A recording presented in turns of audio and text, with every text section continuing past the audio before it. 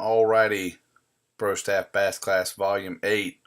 It is March 2019, and we're going to get ready for one of my favorite times of the year, probably most of our favorite times of the year, and that is the springtime spawn. These two genres of baits go hand in hand with me when we're fishing shallow water power fishing for springtime bass and big ones.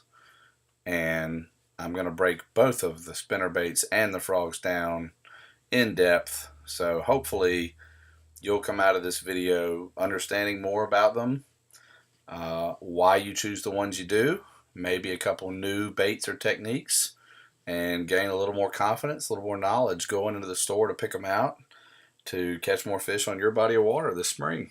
That's my goal, so let's get to it. I'm going to break down spinnerbaits first, and you'll see there that I'm not just going to talk about R-bends. I'm also going to talk about inlines a little bit, and I'm going to talk about a beetle spin. It is a spinnerbait. There are still guys that use them all the time for a fun day in a small creek or a pond. Those two are really hard to beat sometimes, even for bass. So going to include them. Can't really disclude them. So we're going to throw them in there. I still fish both of them. Most of the time I'm throwing an R-bend, and that's what I'll go over first. So again, your four categories of spinnerbaits typically, and there are a lot of kind of in-between stuff there that people are inventing now, like underspins for one. I wanted to put them in here, but I didn't. That's more of a jig, swim bait kind of thing. It's not really a spinnerbait. It's kind of hard. I didn't throw it in here. The four that I'm gonna, lump into spinnerbaits are your R-bends, your inlines, your beetle spins, and then your buzz baits. And as you can see there, I'm gonna go over buzz baits in my next class, which will be strictly on top water techniques, which I'm getting excited about that one too. So let's start off with your R-bends, which are your obvious 99% most popular spinnerbaits. They are your most common. There are some smaller ones down to an 1/8 ounce. A lot of your little Strike King pond spinnerbaits and other little Booyah makes us pond spinnerbaits. They can go all the way down 3/16 to an 1/8 ounce. But there are companies that make spinnerbaits up to a 1 ounce size for deep ledge fishing and things like that. So there are a wide range of sizes on your R-bends. More often than not, we're going to be throwing a 3/8, a half, or a 3/4 most of the time, though. With these guys, your blade combination is key. There's a lot of stress put on skirt color, head design, wire thickness, but your blades are what make your spinnerbait do the job you need it to do, and that's the first thing that should come to your mind when you're talking about picking up a spinnerbait is what blade combination you're going to be choosing. We're going to go over that in depth. You do want to match your skirt color to your water conditions and or your forage though. So that's going to be key based on what you're trying to do with the bait, but that's going to be really particular to your situation. So, you may want to be mimicking a brim in May. And so you probably wouldn't be going with a white shad color. You'd go with more of a green pumpkin, watermelon, or actual bluegill colored skirt. But we'll talk about that too. And always use a trailer hook. I've stressed that in all my classes before, and I'll bring it up again here in this one. So breaking down the anatomy of an R-bend spinnerbait, it's kind of funny because it's pretty basic, but each one of them are really important. Obviously, what we just got done talking about, the blades and the hardware are key. What swivel you use can make a difference. Most of these spinnerbaits now come with a ball bearing swivel. If you're going to make them at home, I recommend getting some Sampo ball bearing swivels. The company name is Sampo. They seem to be the best that I have seen. And then, choose your blades accordingly. But, how you space them there with that gap hardware can be important as to what kind of illusion you want, and do you want the blades to clack together and all that.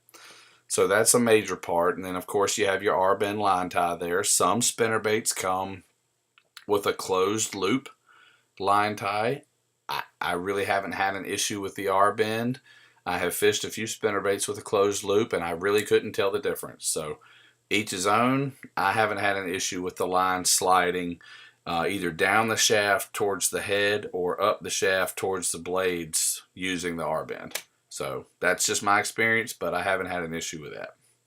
And then the head, it's key based on its shape and its weight. The paint color on it, you know, you can kind of take it or leave it, but we'll talk about the head shape here in a little while, why that's important. And it needs a decently good skirt keeper on it, which is your little neck down part right there before you enter the hook shank. Because if you're going to use different skirts on this bait, if you're going to customize it yourself with a hand-tied skirt or something like that, you want a good base there that's going to keep that skirt up where it's supposed to be and not slide down. And then obviously most of your spinnerbaits have a longer shanked hook so that they sit back a little bit in the skirt. So if you do get some short strikes and you're that crazy person that doesn't run a trailer hook like I've told you, you'll still might get that fish hooked up. But that's basically it. It's basically a jig with a piece of wire coming out of it, and then that wire has a crazy chandelier setup of blades hanging over top of it. So kind of funny to think about when the person invented it, what they were thinking in their head about how this would all look in the water. Now we just throw spinnerbait and don't think twice about it, but back in the day when these first came out, I bet it looked a lot of funny looks from other fishermen when they first pulled it out, but who would know that now? So talking about your head designs, and on the screen are not all of them that are available, but most of the most common ones are here. The top right shows your flat, quote-unquote, shad style head. It's very thin left to right, but very tall up and down. There's not a lot of advantage there in keeping the bait keeled to run straight. It just looks very, very realistic. So if that's what you're after, that's a great head to use. I know Dave's Tournament Tackle uses a lot of spinnerbaits with this head, the Tiger Shad and others. That's where I first got my experience with that head style. And then coming down, your bulby style head. So that head down there in the bottom left is very similar to what Strike King uses in their Kevin Van Dam spinnerbaits, which are my favorite. And that holds a lot more of the weight down in their lower cheeks, so I feel like it keeps the bait keeled a little bit better. It's round. It doesn't roll too bad. I haven't had an issue with that one. War Eagle in the middle there on the top, that bullet style nose is very similar to what War Eagle uses in their conical cone shaped heads, and they do real good as well. Haven't had an issue with them. They bail out a little more at high speeds, which means they will roll up and down a little bit more than the Strike Kings, but more often than not, they run true right out of the box as well. So then going through the rest of them, the one there in the center of the picture in the center column is kind of similar to the Van Dam style on the bottom left, just a little more elongated, so adds a little bit longer head profile if that's what you want. The one down there in the center column on the bottom is about as similar to the Strike King as the one on the left as well, with that little bit of dip down at the lower chin to keep that bait keeled. The one on the top right, I wanted to show this because it has a real lifelike pudgy style fish head and then a super awesome skirt keeper and trailer keeper there on the top right. Several different ridges there to hold a plastic up and a skirt up together. More companies are going with really good trailer keepers on their spinnerbaits because they've seen that the anglers want that. They want something that'll hold a plastic bait up there under high speed, under multiple casts, you know, skipping a spinnerbait if you're going to try that. And so more and more companies are putting more effort into the detail of keeping the bait keeper high quality. The one on the bottom right is the one I'm most excited about, and the one I have probably the least experience with. Is kind of the hidden weight concept. So you have your little round, you know, bait head up at the front with the eye, and then you have a little neck down before you get to another lead belly. And what this is doing is it's displacing the weight backwards so that the head of the spinnerbait is really small. So this would work really good with a compact, smaller skirt spinnerbait if you're fishing for smallmouth or if the bait fish are really small. However, you don't have to give up the weight of the bait. So you could still throw a 1/2 ounce, 3/8 ounce spinnerbait on a much smaller package, on a much smaller frame, and it'll stay keeled. You can fish it faster just by hiding that weight and spreading it down the hook shank a little bit more. So super good idea. The one negative with this one though, if you can't tell, you will be able to tell now, is there is not a good bait keeper there. If you were to put a skirt on here and want to add a grub or a swim bait or something of that nature, there is nothing there to hold it. You could run it up the body of that little belly part right there if you want, you know, the hidden weight, but it's not going to hold very good. That big belly weight there is going to eat through the head of that plastic bait you're trying to put on there. It's not going to hold. So it's a give and take game, but I am excited about this new hidden weight style. I'll probably play with a little bit this year if I can find some companies that make them local and see what I think. But cool new innovations coming out, but that one right there is kind of changing the game a little bit as far as a smaller spinnerbait that you can fish like a bigger one. So to the meat and potatoes of your spinnerbait, your blades. So there are umpteen different thousand kinds of blades, especially if you talk to walleye anglers and muskie fishermen and all that stuff, tons of different blades. But these three on the left are your typical meat and potatoes of your blades. Your willow leaf blade, your Colorado blade, and your Indiana. So when you're choosing a willow leaf, you're not choosing it for the most vibration. You're choosing the willow leaf for speed and more flash and realism like a bait fish. That profile of that willow leaf blade looks like a small shad, looks like a small minnow or whatever, and it's tight. It's got a really tight rotation. It's putting off a ton of flash and a ton of speed, so it's not holding up the bait, and it's going to let it get down a little bit deeper. Just the opposite end of the spectrum with the Colorado blade. It's very round. It's a cup. It's like a spoon you eat with. It's going to put a lot of thump in the water, a lot of vibration, and it's going to let you fish the bait slower. It's going to keep it rising in the column. So dirtier water, nighttime, things like that. When you need more vibration, you need to fish a spinnerbait slower, go to a Colorado. In the middle, kind of a little bit of both, is the Indiana blade. And Rick Klein and most of his trickster spinnerbaits have some form of the Indiana blade. It's a little bit flatter in his baits, but he likes the trickster spinnerbait with that blade on it because it's kind of a midway of both. So it has a little bit more elongated shape, a little bit thinner, but it's still got that little bit of cup to it. So it's kind of a little bit of both. If you don't know which way you want to go, when you get to the lake, you can start with an Indiana blade setup and go whichever way you need to from there. Obviously on the right, tons of companies are doing different surfaces, different shimmers, different colors, chrome, gold, all that stuff. Painted blades, so you can go nuts with spinnerbait blades. I rarely fish painted blades. I don't know if there's a very good reason for that. Most of the time I just fish a lot of flashy chrome and gold blades, but there's nothing saying that a white and chartreuse painted blade wouldn't work just as good. It's just I have confidence in the chrome style or the gold style, and that's what I fish. So if you want to go crazy and paint blades, have at it. I don't think that it would necessarily hinder you, but you know, you won't know until you try. And this chart I found kind of shows the really analytical breakdowns of these blades, and they added one there in the second column called the turtleback blade. And if y'all know, back in the late 90s, early 2000s, yeah, probably late 90s, when Terminator came out with their T1 titanium spinnerbaits, talk of the town, they had a blade called an Oklahoma blade. Never seen it before. It was like they took a diamond shaped blade and hammered it out into a Colorado, and it put off a lot of thump. It had a beveled back on it, so it had a cool little triangular angle down near the tip that put off a cool little flash. Super cool little, you don't even see them anymore hardly.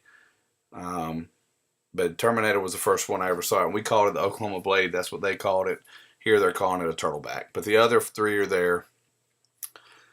This is a little quick guide to show you how each of them perform for whatever purpose you have on the left in those rows. So this is similar to like what line is good for what, like braid versus fluorocarbon versus monofilament, what reels are good for. So if you want to figure out what your most important thing is, like vibration, you can come down to that row and run it across, and it'll make sense when you start reading them as to which one does which. So take a few minutes, screenshot this if you need to, and take it into the store next time you're shopping for spinnerbait. You can probably find it on Google. It didn't take me too long to find it. It's a sweet graph, but it shows the basics, the good, the bad, and the ugly of each different type of blade style and what they're good for. I like this graph. You do all this in your head anyway when you're picking up a spinnerbait. At least I do. But this shows it on paper, and it's interesting because all of these things kind of go through your head, and you don't realize it until you see it written down. But awesome graph. Take a look at it. Think about your spinnerbaiting and where it falls with all these things. We talked about skirts, and I have the same spinnerbait on here for all these just to show comparison. That's a Strike King 3/8 ounce KVD with a Colorado Willow tandem. Most of the time, those three on the bottom are what you're going to think about when you're spinnerbaiting. Your white and chartreuse, and your chartreuse or fire tiger. Some companies have a really sweet fire tiger spinnerbait that would take the place of this one on the bottom right. But those three are your run-of-the-mill spinnerbait colors. Typically, I'm going to start with white and adjust as I need to. But the ones at the top are for when you really need to dial in a forage, a water clarity situation. You know, you have the bluegill one on the left on the top row, the blue shad next, the smoky shad in third place there, and on the end there's a sexy shad. If I had to have two of them for generalistic spinnerbait purposes, it would probably be a white and then that sexy shad. It throws off enough color and enough transition and water clarity where it'll give that emulation of a shad. But the standard white one, you know, until you know the water conditions, when you get on the water and the sun's up good, you can see down in the water and figure out what you need to do. An old standard white one's hard to beat. But this is showing you how different or not different the different colors of skirts do to change the whole package of the spinnerbait alongside those blades. When it comes to skirt quality, you know, it's another thing I think about. I've got the opportunity now to have a buddy who hand ties skirts, and you know, I really didn't realize how awesome that was until it started. You know, I started having that capability. I don't have to worry about skirt collars dry rotting. I don't have to worry about the hubs of the quick skirts dry rotting and breaking up. You know, that skirt's on there and it's never coming off. But, you know, the one on the left there is the old common one we've had for decades, and that's just an old skirt collar holding strands of skirt material together. That's a Booyah little spinnerbait there. And they make great spinnerbaits. The wire's a little thin, but they make good spinnerbaits.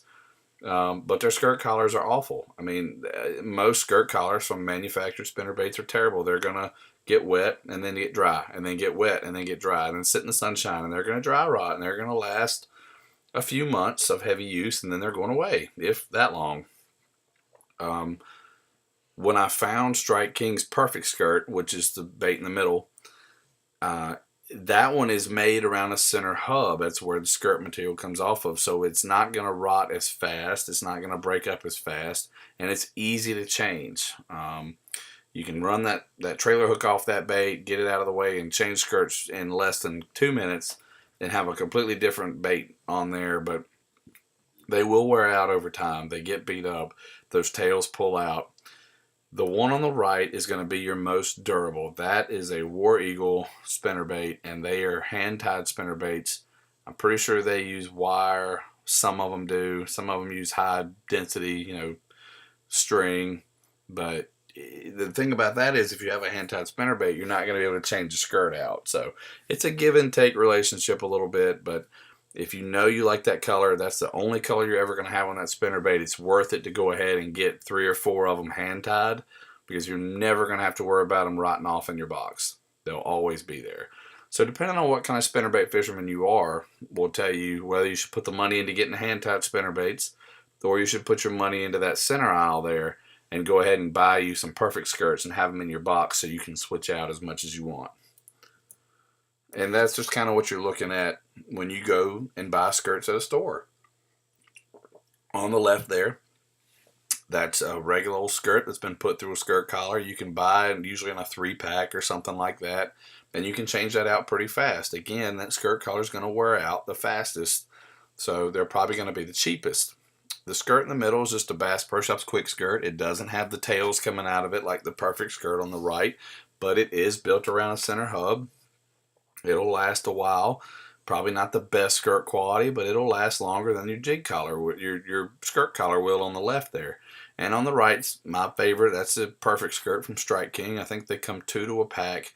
And it already comes with that trailer sticking out the back of it like that. There's extra long skirt material hanging back. It's my favorite by far. I love it. You put it together, you throw a trailer hook on, and you're done. You don't need to add a plastic trailer or anything. But again, hand-tied is going to last the longest. So, talked about it over and over and over. You have to always use a trailer hook with your spinnerbaits. Putting it on properly is important. Run it up your hook shank first. Run the eye of the trailer hook up the hook shank first, and then use a keeper on separately. So, again, we talk about not running the rubber keeper onto the eye of the trailer hook before you stick it on the main hook of the spinnerbait. That keeps it stiff, locked in one direction, doesn't let it free swing. Bad idea. So go ahead and put your trailer hook on, let it be free swinging. Go ahead and add your keeper. Again, that little black keeper, I like jig skirt collars as my spinnerbait trailer hook keeper. They work better than that stiff little plastic tubing they give you. You can get them 50 to a pack for a few bucks. I just stuff them in my trailer hook section on my little terminal tackle box and let them go. But that's what I use. I've had good luck with it. So fish a trailer hook. You'll be glad you did when you hook a big one and it's only on the trailer hook. So how I choose a spinnerbait, I'm going to go into that. There are usually 4 reasons that I choose a spinnerbait, and that's water clarity, water temperature, the depth of the water, and what I'm fishing around, the cover, the structure, or the area I'm in. So situation 1, this is what we're in now, here in Charlotte, North Carolina, at the end of March. 6 to 8 inches of murky / muddy water, so we're fishing up shallow in some kind of dingy water after some rain. 59 degrees pre-spawn, 59, 60, 61 degree water. The water depth's pretty shallow. That's usually where I'm staying this time of year, 4 to 6 feet or less. And I'm fishing natural areas, laydowns, and stumps. So with that water clarity, I'm going with this guy. This is kind of a chartreuse sexy shad colored spinnerbait. White and chartreuse would fit here. Maybe a slight fire tiger would fit here, but I'm going to go with a 3/8 ounce bait so I can hold it up in the column better. A chartreuse and white skirt typically, or this sexy shad one looks good too. I'm going to go with a double Colorado or a Colorado Indiana. So round blades on both to help slow the bait down, put more vibration in the water. And then I'm going to slow roll it around wood. We're going to be fishing this thing up shallow, and we're going to drive it around everything we can around the bank to try to find those bedding fish that are up there, moved up, getting ready to spawn. So situation 2, which is a situation a lot of people don't fish a spinnerbait in. Real clear water, 4 to 6 feet. Warm, clear water, 75 degrees. So we're in post-spawn now, and they're getting ready to school, or they are schooling. Out over 10 to 20 feet deep, and there's fish busting here and there. You got a good cloudy day with some breeze, shad are up, and the fish are busting like crazy. This is when you go out and you'll see 20 or 30 fish schooling in one area, and they don't stop for a couple hours. In that situation, I'm going to go find my Strike King burner with the razor blades. So real thin willow leaf blades, real heavy, stout little spinnerbait head with a short skirt. So we're going to be able to burn the spinnerbait over the surface of the water and show those schooling fish something they're not used to seeing. And if you'll notice in this spinnerbait, he's got a triangular head, but down on that lower end, his cheeks, you can kind of tell his cheeks kind of stick out a little bit down there under his eye. And that's because they've poured more weight down at the lower end of that jig head to help keep him keeled under those high speeds. I would definitely stick a trailer hook on this thing and burn the snot out of it over those schooling fish to show them a presentation they don't normally see. They see a lot of topwaters, they see a lot of spoons, they see a lot of Alabama rigs now. They don't see these compact little spinnerbaits. Or this little guy. This is a special case. Most of y'all probably don't even know what this thing is. I started fishing it in the New River for smallmouth because it was small, it was heavy, it was compact, and it would get bit in fast-moving water. So this is a Strike King rocket shad. The little fella's only about 2.5 inches long, but he's heavy for his size. He's a quarter, a 3/8, or a half ounce of the three options you can get. That's a little small Colorado blade stuck on a ball bearing swivel up there. Little small skirt on a hub. I don't even know how that skirt's attached to that thing. I've never taken it apart. But if you can notice, the skirt material's pushed straight back, so it's built for speed. Attached to that on a little chassis is a twin hook, not a treble hook with 3 points, but a twin hook with 2 points to help with, better hookups when you're fishing it fast. So you can burn this thing over the, schooling fish. On top, it's going to look like a small shad, like what they're chasing, or you can just fish it normally, chuck it out, let it go down, and slow roll it back in. It's a small, compact little frame they've never seen before. So it's just another option you can fish in that situation when those fish are feeding on small shad. They're feeding fast, they're moving around fast, they're chasing fast shad around, and you can reach them with this guy because he'll throw a mile on braid, especially on braid on a spinning rod. So the third situation is probably one of the most common. Your water clarity around here, 1 to 2 feet, stained/typical is what I'm calling it. 60 to 65 degrees in the spawn, right in the middle of the spawn. So, April, early May. We're looking at 1 to 5 feet, shallow water, everything around fishing, bushes, docks, rocks, everything. I'm going to put together a 3/8 to a half ounce white spinnerbait. It's my favorite go-to. It's what I'm going to fish around until I need to change to something else. But it's the run-of-the-mill regular old spinnerbait that'll get more work done than any of them. A Colorado willow. So I'm going to throw a willow on the back so I can drop it down a little bit, or I can pull it up to the surface a little bit.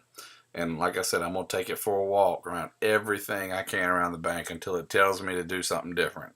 That's a phenomenal generic spinnerbait to start out with. If you ain't never thrown a spinnerbait before, that one right there, a white with the Colorado willow, is the number one thing I would start with. Then you can go from there and build your spinnerbait up like you want it. Nighttime is another special case. A lot of people don't fish for bass at night. I fish for bass at night a good bit in summer. One of my key baits is a spinnerbait. The one on the top there is a Bass Pro Shops Double Colorado. That is the bait I fished this past year.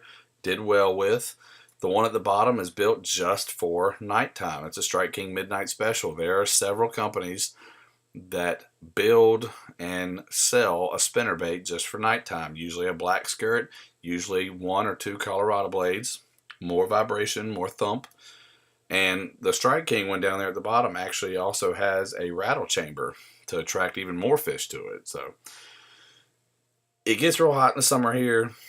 A lot of boat traffic on the lakes. If you can steal away a few hours at night, get out there at 10 o'clock, 10:30 and fish till 1. Slow roll the spinnerbait around some shallow water, docks, trees, lights, stuff like that. You would be shocked at how many big fish are up feeding at night in the summertime. It's a lot of fun. It's simple fishing. If you can get away from losing a little bit of sleep, go out after 9 or 10 o'clock, put a few hours in, and you'll be surprised what you can catch at night, especially when the moon's out. So, for the rod, reel, and line setup for the spinnerbaits, I'm kind of an old school guy. I like a 6-foot medium heavy for when I'm fishing a spinnerbait in springtime. I have more control of the bait, I'm more accurate with the bait, and I can snap my wrist and make that roll cast a lot easier with a shorter rod than I can a longer rod. Now, just the opposite of that, if I'm going to be fishing open water and trying to make a long cast and reach something, or I'm fan casting over a point, over a grass line, things like that, then you're going to want a longer rod to make a more long distance cast. More often than not, I'm not throwing a spinnerbait in that situation. I'm real particular about when I throw a spinnerbait. Usually it's in March and April, sometimes in May, and I'm being real accurate and tight to cover. So that 6-foot medium heavy is my go-to. But if you want to throw an open water spinnerbait, obviously please go up to a longer rod. 6-to-1 to 7-to-1 ratio reel doesn't matter. It depends on how you enjoy fishing a spinnerbait, slower or faster. And just make sure you have enough spool capacity for that heavier mono. I like 14 mono if I know I need to hold that bait a little deeper in the column. If you are going to hold it higher in the column and you're worried about getting snapped off from big old fish, I would go up to 17-pound mono. You can do fluorocarbon, but I don't know why you would. They're not paying attention to the line on these moving baits, and you don't have any stretch in fluorocarbon. So I worry that you hit a big fish next to a log, there's no stretch, bad things happen. However, if you do want to not have any stretch and you want the muscle, go up to braid. Go ahead to 20 or 30-pound braid. If you really, really want no stretch and you want some muscle, you can go to braid. I like monofilament, but I see the advantages in braid as well. Okay, we're going to get a little less stressful here. We're going to talk about some old school guys. It is an inline spinner. Most people call them rooster tails. There's a bunch of little companies that make them though. Inline spinners are usually 1/16 up to an ounce. I actually did find a 1 ounce rooster tail looking for these guys. Couldn't believe it. Thing was huge, but most of them between a 1/16 and a 1/4 ounce. There are multiple blade shapes for whatever you need it to do. We're going to go over that. You need to match the body and the blade color for your forage or your water clarity, just like your spinnerbaits and the R-bends. And line twist is for real with these guys. We're going to talk about that too, because that is a humongous issue.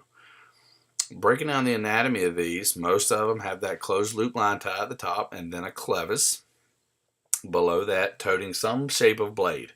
That's a little Indiana blade there on that Mepps Aglia. But some are willow leaf, some are Colorado. It just depends on the company and what they decided. The body there is next, and that's the weight of the bait and also the center hub, kind of the bait fish body of it. At the end of it, you usually have a free swinging treble hook. Some are dressed and some are not, depending on the company and the model. And you could argue back and forth about which one is better with that, but that's going to depend on fish species and water clarity. And we'll get even deeper into that. So on the left, you have the inline spinners that do not have a dressing on the tail. This is your Blue Fox Vibrax and your Panther Martins. No dressing. They have Indiana blades, and this is about vibration and flash. If you'll notice, the Panther Martin, the blade is actually pierced by the line tie, so it goes up through it. What that does is that kicks out that blade even quicker and lets it start up under slower pulls, so you don't need as much flow to get that Panther Martin moving. However, that adds more line twist to the bait, and we'll go over that soon. The bait's in the middle, your Mepps Squirreltail Aglia, old school favorite. Smallmouth love that bait. And then your Warden's Rooster Tail, probably the absolute most popular ever of all the inline spinners. They have dressed trebles, various blade types, and you're looking for vibration, speed, or realism with these. More often than not, out of the thousands of colors of rooster tails, you're going to find one that'll match exactly what your water clarity dictates and the species of fish you're after. The special cases are on the right. I added because when you're going through inline spinners, there's a few kind of oddballs. The Blue Fox Minnow Spin is an interesting one. When I used to work at Bass Pro Shops, I used to sell a lot of these to trout fishermen, the smaller ones. Apparently that realism of that body there was key into catching some trout in some small rivers where they were fishing. And I even blatantly came out and asked them, did beat the rooster tail where they were fishing? They said absolutely. So just something to think about too. That there's that natural body looking. If you're fishing some really really clear water, that might not be a bad one to try. The little black Joe's fly over there, that thing is a smallmouth catcher in the New River up in North Carolina. So it's a small chassis Colorado blade. That's an 1/8 ounce little gold body there, and then there's a quick clip where you can change out this little black fly at the end. So if you wanted to put a green fly, a woolly booger, whatever, your own fly that you tied, you can. Redbreast sunfish love this thing. All sunfish do. Excellent little fly, but it's very light. So you're talking an 1/8 ounce. So be ready for, light tackle. The crazy looking thing on the right is an old Terminator snagless inline spinner. I bought one when they came out just to see what it was. It's basically a inline spinner chassis with a split ring at the end of it instead of a hook, and you can attach whatever you want to it. It comes with a extra wide gap hook and this little curly tail shad style grub, but you can put anything you want on it. It's all well and good. It's a lot in the water. It's really long and bulky and kind of standoffish, but I did catch some fish on it. I don't know where mine is. I've probably lost it now. So just a crazy other little situation with an inline spinner that you probably haven't ever seen and won't ever see again. So applications for these guys. Typically, if I'm fishing a rooster tail, it's going to be on some kind of small moving water, a creek, a river, and I just need a bite. If I just want to go out and whack the fish, you can throw an inline spinner and just catch fish all day long. It's great for kids too, because it's chuck and wind. Schooling fish on shallow shad. If you put a spinning rod in your hand with 10 to 15 pound braid and you put a 6 ounce rooster tail on there, you can fire that thing a mile. So when they come up schooling and you can't reach them with anything else, you'll be able to reach them with that rooster tail and you'll hook them better because of that treble hook on the back. It's also a decent alternative to crankbaits and swim baits for a steady retrieve in slightly stained water. So if you want to show them something smaller, show them something a little bit different, a little bit of vibration, but not too much, you can actually throw a rooster tail or an inline spinner of your choice around and get a few more bites if the fish are kind of being standoffish. A line twist is going to happen though, and here's how we're going to try to prepare for that. So, most people will tell you to put a swivel on. You can do that, but you cannot bank on that swivel to get all the line twist out, because eventually that swivel is not going to spin quite as free and it's going to twist. Then your main line starts twisting already.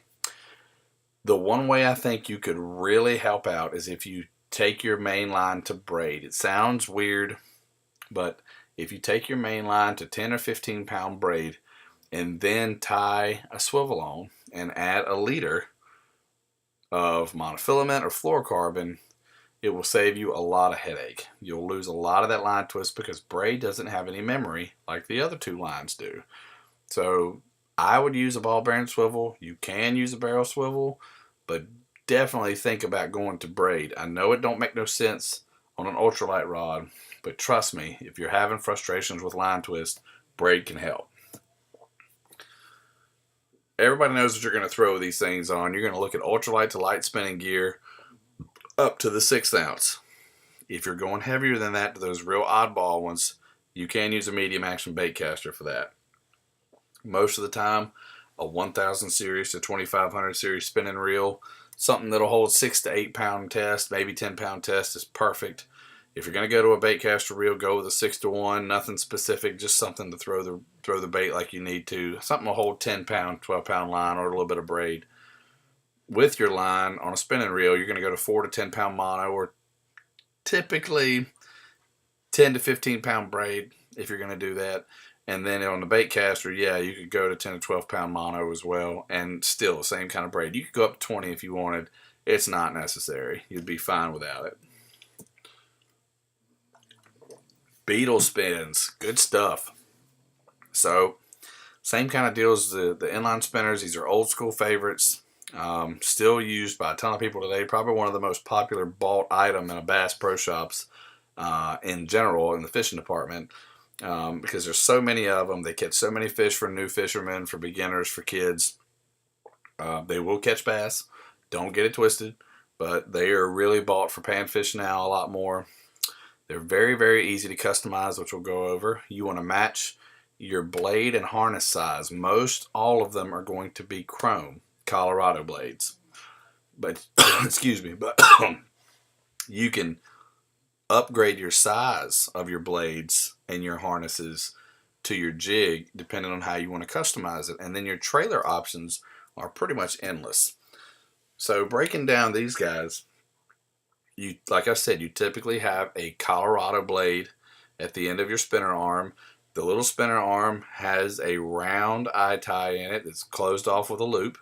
And then there's this crazy business going down to the jig head itself where you have a fast, easy change clip that goes through the eye of the jig head. So you can pop that little arm off, the little keeper part of that clip, and unthread your jig head and put whatever jig head you want on there. Big, small, pink, yellow, it doesn't matter. And keep fishing. So there's one part of how it's customizable. And then most of them come with this little twin tail grub style body, the beetle that it is. And that's, again, that can be changed.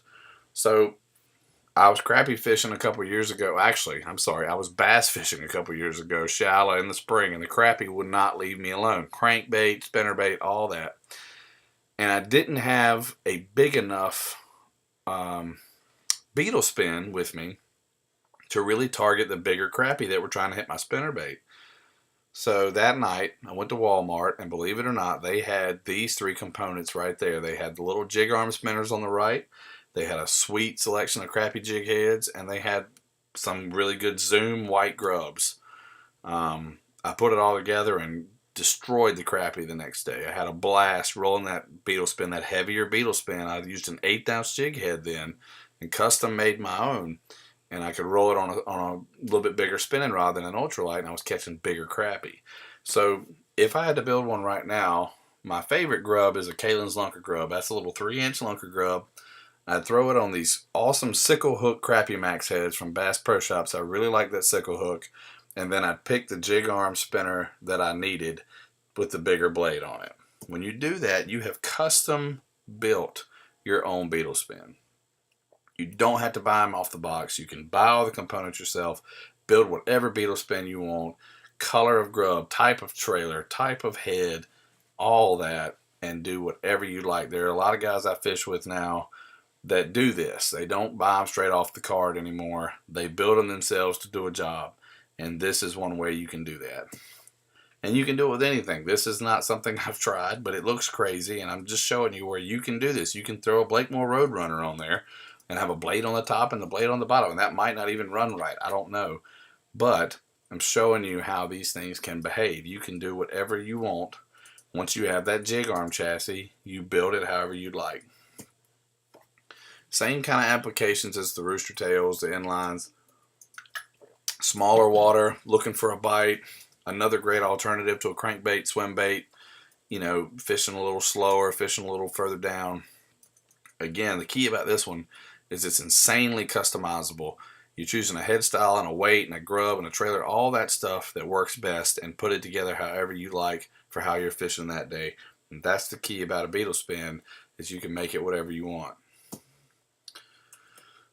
Same kind of stuff you would for an inline spinner. The ultralight to medium spinning rods, I've never made one heavy enough where I could throw it on a bait caster. That's pretty much going to an R-bend spinnerbait.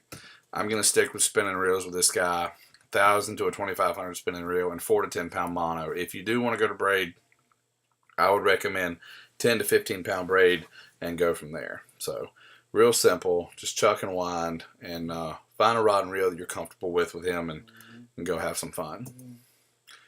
So this is summarizing the spinnerbait part.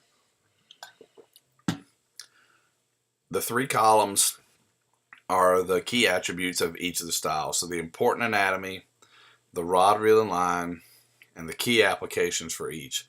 So for R-bends, what's important is your blade combo we talked about, the head size, the skirt color, and the trailer hook.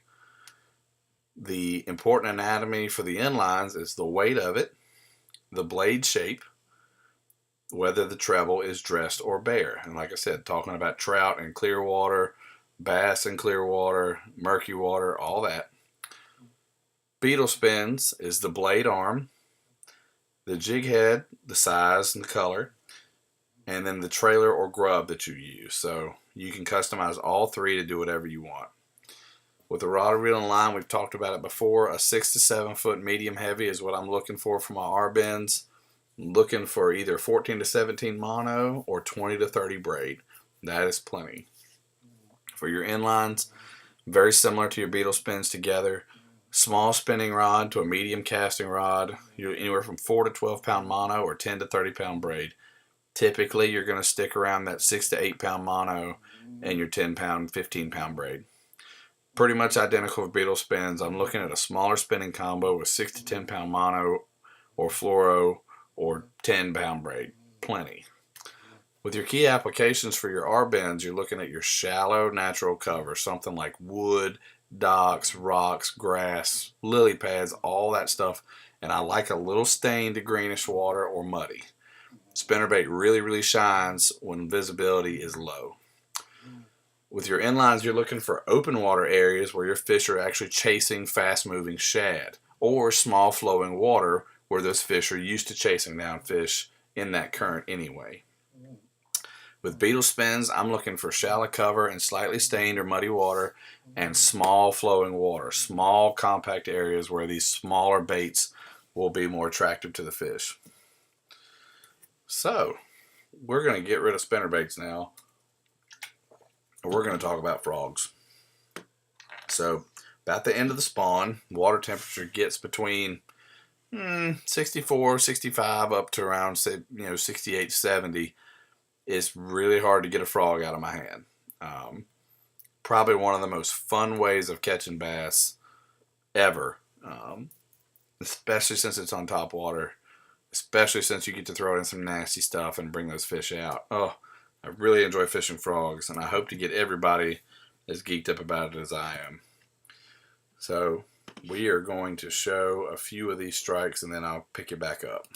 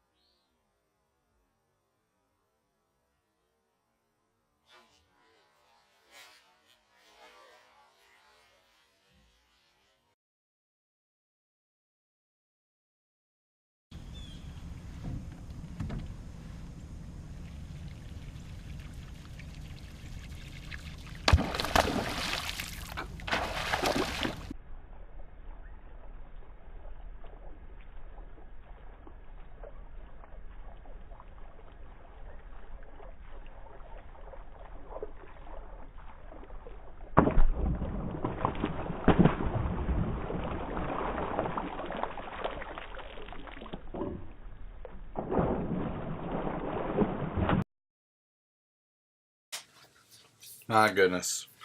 I could watch that last one over and over. Oh, okay.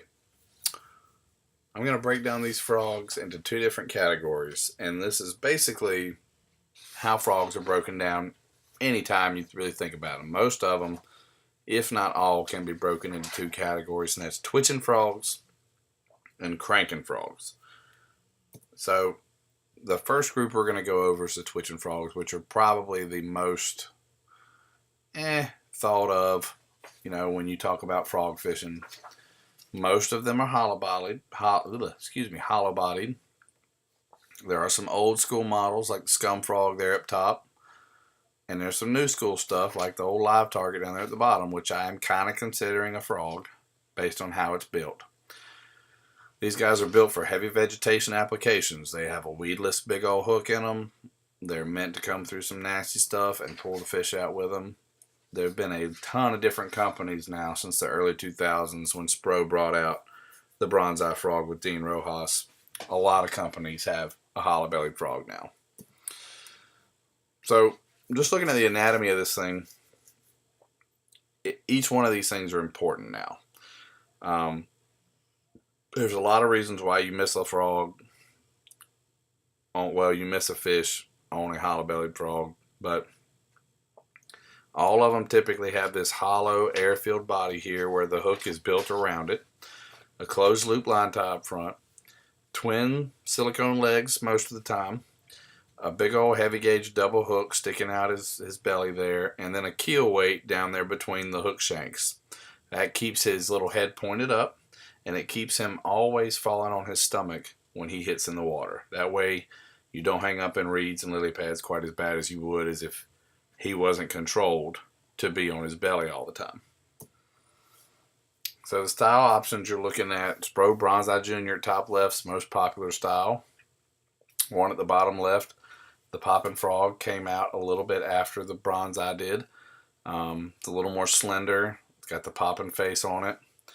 The frog in the middle is more recent. That's the Lunker Hunt frog. It's got the actual realistic looking legs that kick straight out when you move him and fold back up when he's sitting still. The live target frog looks the same up front, but he's actually the first one that actually came up with the molded arms, the front legs there on the front of the frog. So, live target's real big on, realistic looking baits. And so they were the first one to come up with like a 3D print imaging on the side of the bait. And then old school scum frog, a hollow cavity with some spinnerbait skirts sticking out his back. And that was the original. He caught all the fish, especially out in California. It was a huge deal. Before you ever make a cast with a hollow body frog, there are a couple things you need to do. First of all, look at the hooks. That is your hook angle. Okay? Straight up into his back. Real flat. That bothers me a little bit. And it always has since I've been frog fishing. So even way before I learned it was a common thing, I have been bending my hook points up just a smidge. And the way I know it's right, after I've bent them a little bit, is I'll run my finger from his nose down to his tail over his back. And if my finger, just my finger pressure, catches a little bit of that hook point, it's ready. So the way you do that is you got a big old pair of pliers, and right there at the bend of the hook where it comes back up towards his back, you pull it out a little bit. Just rotate that hook point off his back up towards the air just a couple degrees, and you'll really help your hookups. Another thing, which is a debate, is whether or not you trim the legs. If the legs are left alone, like over on the left, these are both Booyah Pad Crashers. If the legs are left alone, the frog is really going to want to stay straight when you fish him. He's not going to walk quite as good, which is fine. He's going to really stay in one straight motion as he's worked because he's dragging those legs behind him. However, just the opposite, if you trim those legs just an inch, for one thing, it makes a smaller package for the fish to attack, not quite as big. The second thing it does is it makes that frog real easy to walk. So when you twitch him, he doesn't have as much leg sticking out behind him. his little chin's going to go left and right a little more, kind of like a spook does. So if you want the frog to walk back and forth, try trimming the legs a little bit. If you don't, and you want him to stay straight, don't trim the legs. Keep them long, and he'll run a lot straighter for you than walking back and forth. It's a personal preference option. I don't see where one design of the frog is worse than the other, but if you're really into tweaking your frogs for your own preference reasons, this is just the science and the physics behind it. So take it with, a grain of salt. If you don't care about walking a frog, just leave him alone. But if you really want to try to dial your frog into walk a certain way like your spook does, you need to play with the length of your legs. And so this is what the frog looks like without the legs trimmed. So you see he's not, when you twitch him, he's not really letting his chin go left and right. So he's kind of staying straight. Those legs are staying straight behind him. There's no rotation in that frog. He's staying, pretty much on the same plane of direction. But I want to talk to you about... Now we're going to talk about the popping frog. It's something that we designed at the same time when we designed our original bonsai frog. They were both in conjunction with each other. We wanted a popper style bait, a chugger, and then we wanted something that was going to walk and to spit a little bit and basically come through the water very, very easily. But the popping frog is been an exceptional bait. I was able to win a tournament on it up at Lake Oneida. It's become a very important part of my arsenal of frog fishing. And right now it's getting to the point where more people are enjoying the popping frog craze because it's a bait that anybody can use. It's very easy to work on the surface of the water. You get a lot of bites on it. It has the same attributes as the Bonsai 65. It's weedless. You can throw it anywhere you want. It's not going to get hung up. But the cool part about it is just a popping frog. All you got to do is chug it and make it spit water. The bait itself is a little bit narrower than our Bonsai. It carries a 3/0 Gamakatsu super line hook. We've got over 20 colors in the popping frog, all the great styles. And it's a bait that I just love to fish, and it's something that's caught on through worldwide. It just shows you that the baits that we create are excellent, good quality, and they catch a lot of fish.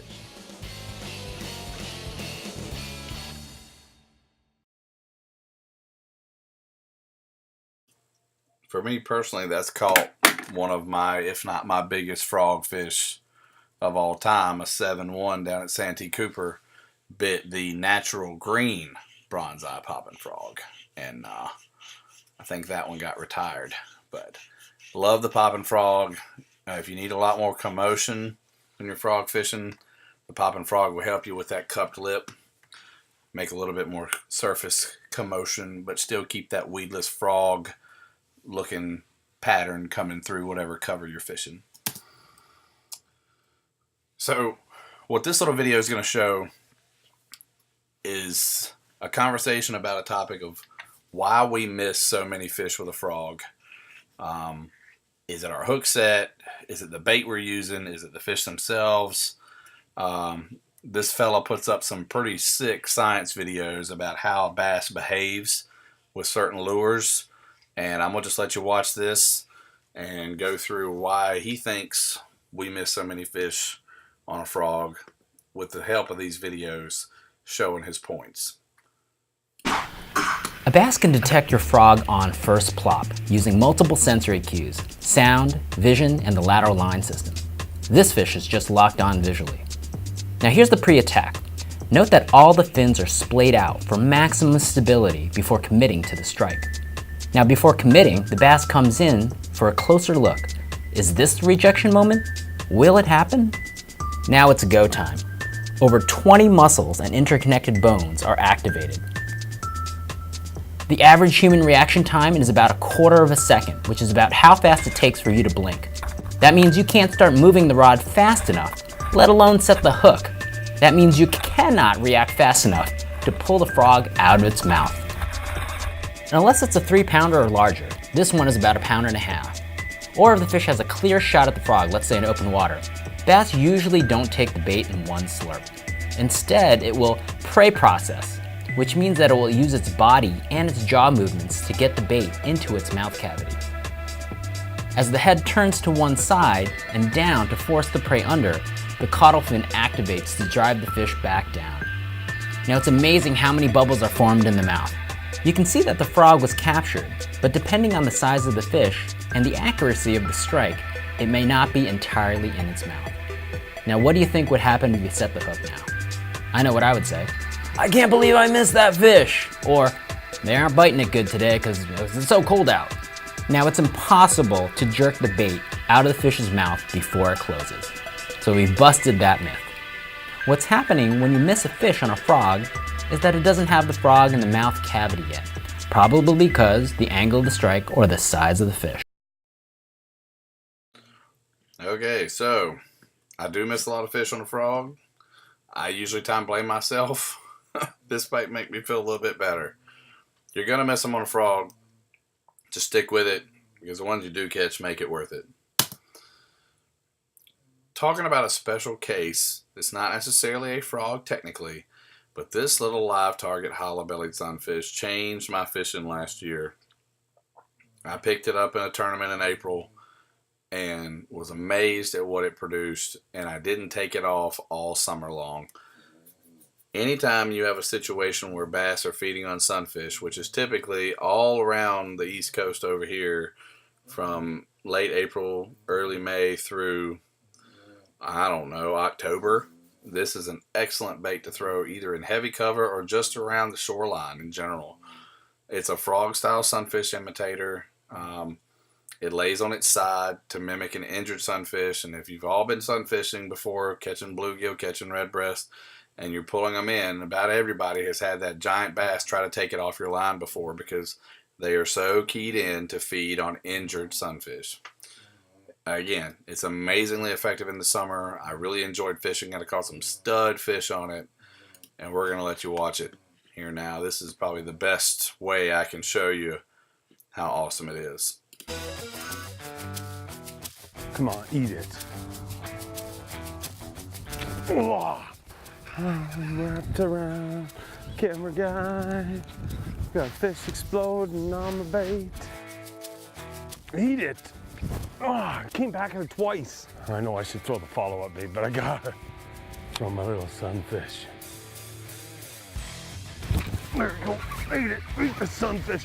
A good one, too. Look at that chunk right there. Oh, and man, look how he ate that sunfish.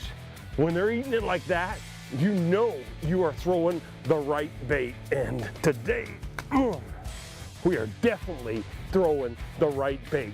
Fall of the year, they start strapping on the feed bag and munching on sunfish. And it's been a long time since I've been this excited about a bait. I mean, it is the perfect presentation throughout most of the year, but especially in the fall when these bad boys start strapping on the feed bag in the shallows. It's a sunfish smorgasbord, and I love it.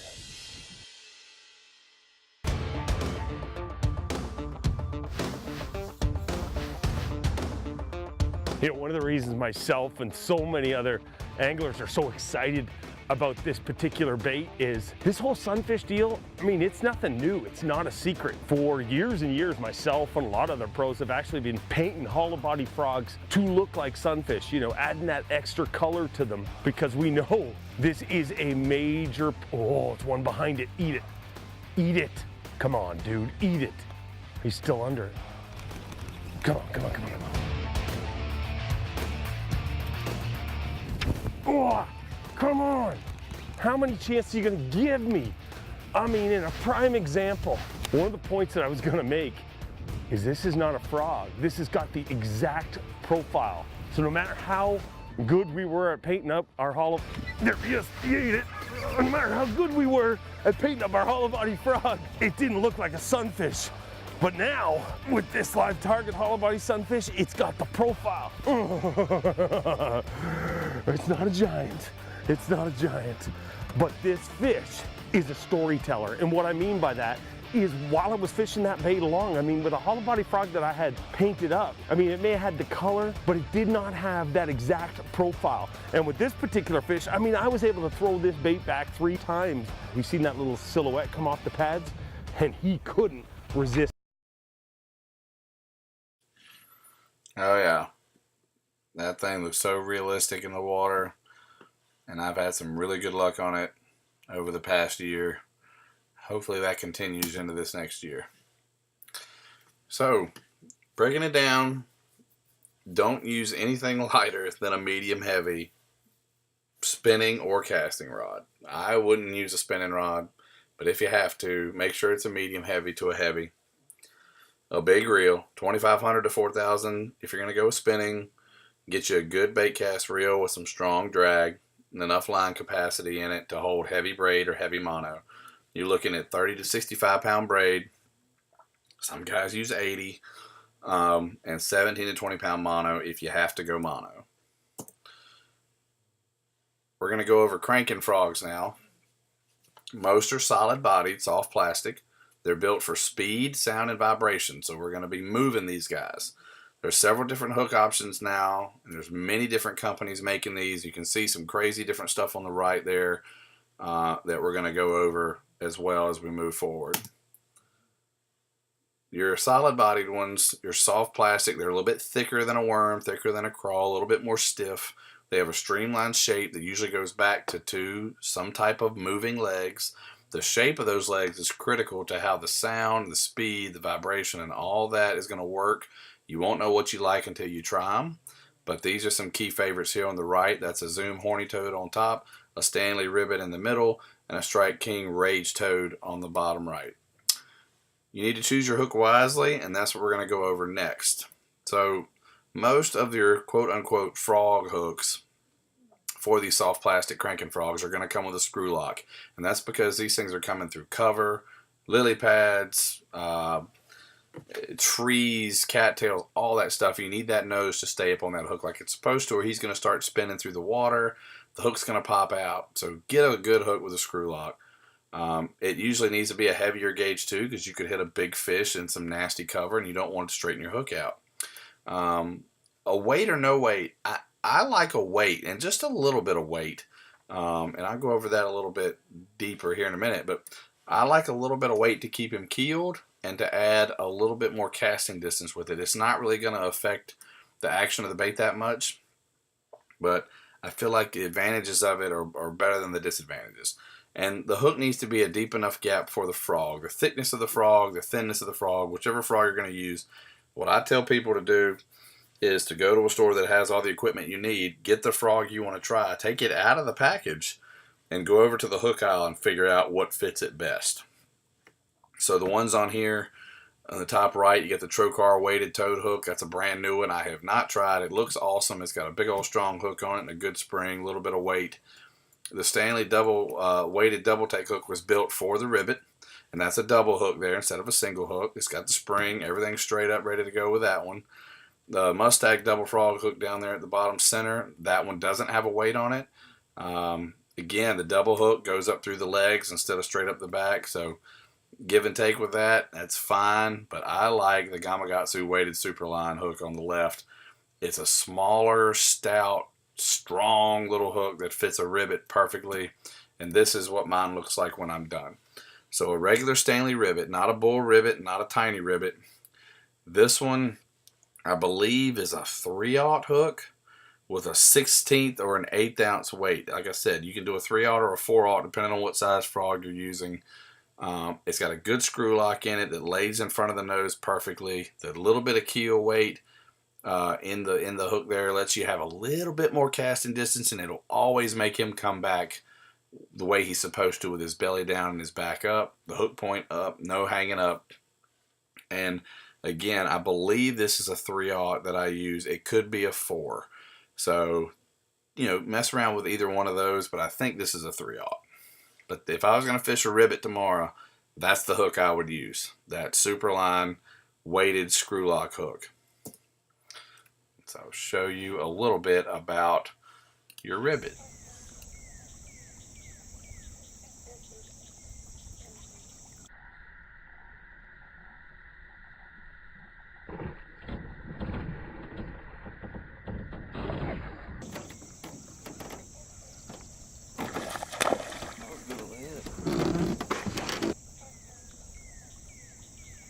So you see those little feet kicking, little buzz bait sound, blah, blah, blah, and you come right by that stump.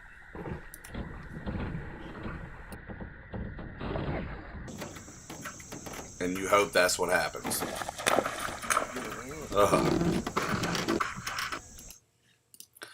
Ugh. It's good stuff.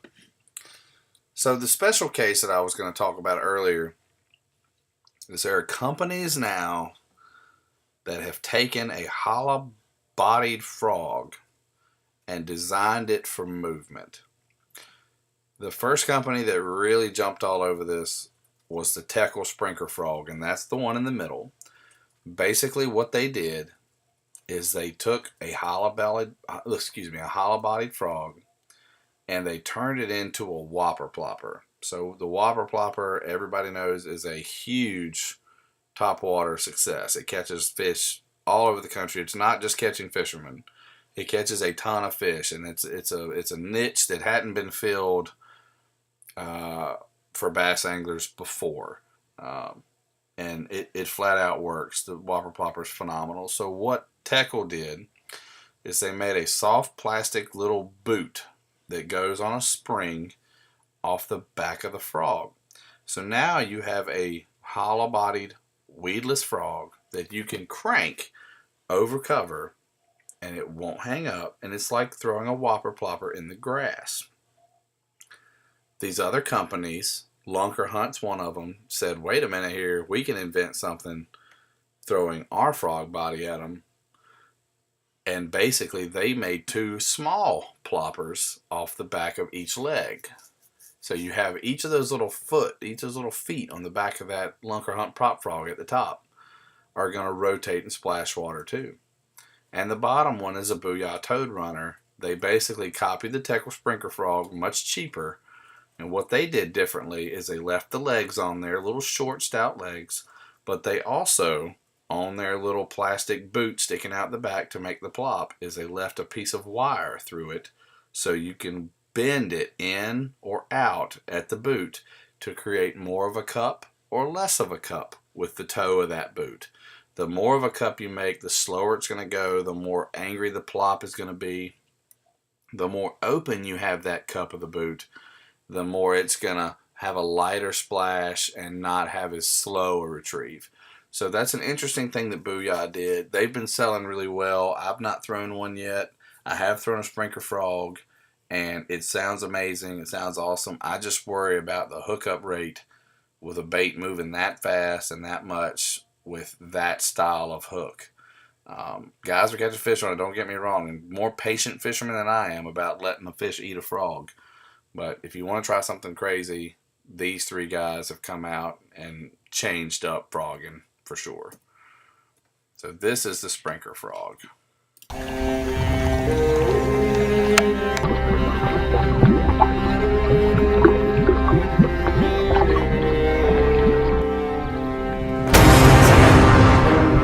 See that tail churning up the water, making that gurgle noise.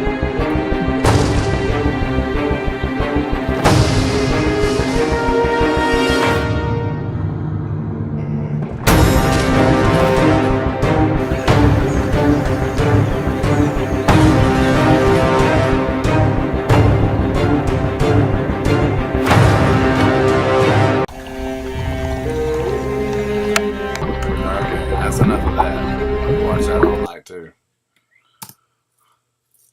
So we're going to talk about a rod, reel, and line setup for these guys.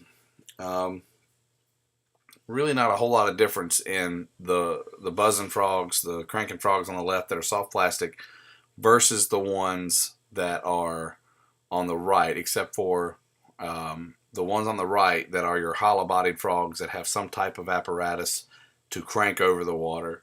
You're going to want a little bit heavier, stiffer setup because of those weedless twin hooks.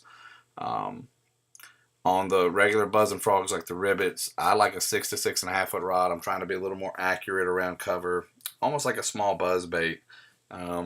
using a 6-to-1 to 7 casting reel. If you have to go to spinning rod, again, step up to that 2500 to 4000 series. With your mono, don't go anything other than 14. I would go 15 or 17 personally. That's me.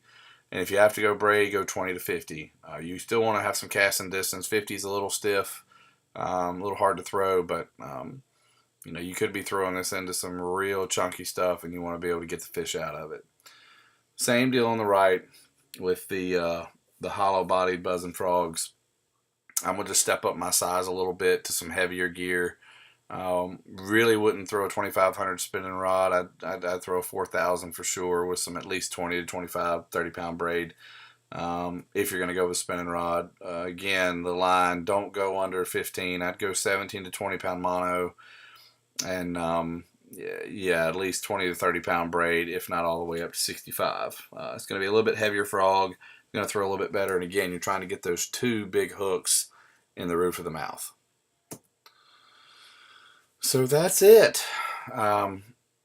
We went through that one pretty fast. Basically, the best way for you to learn is to get out there and throw these baits. I've gone over the reasons a spinnerbait, you know, does what it does, and the reasons a frog does what it does, and you know, it's time to go out and fish them. You know, I hope you are able to pick up a couple frogs this year and throw them. Right now, it's the end of March. Tomorrow's the first day of April. Here in Charlotte, North Carolina, we're throwing a lot of spinnerbaits. We're getting ready for the fish to come on the beds, and it's an excellent way to go down a bank and figure out where they are. So run out and get you a spinnerbait. Go ahead and make sure you pick up a frog set up and get ready, because warmer weather's coming, and these are going to be 2 techniques that'll help you catch more fish. So if you need anything, you know how to follow me. I'm on the Bro Staff Bass Class on Facebook. Always on the Hardcore Kayak Fishing team. My name is Dave Ferguson. This video will be published to, obviously, this account at Fergfish. And if you're in the Charlotte area, North Carolina area, and you want to come fish with us, our next Keep It Real Kayak tournament is on April 27th. And the venue has yet to be decided. I'm trying to figure out where we should go based on the fishing, based on the weather, and based on available ramps. So yeah, we'd love to have you come out and fish with us if you'd like, if you're in the area. And y'all get ready for Volume 9. It's more than likely going to be on top water, because we'll be getting ready to lay up into May. And that's usually when our top water season starts around here. So thanks again for the support and watching the class. If you need anything, please feel free to holler. And we'll be talking to you with Volume 9 soon. Thank you.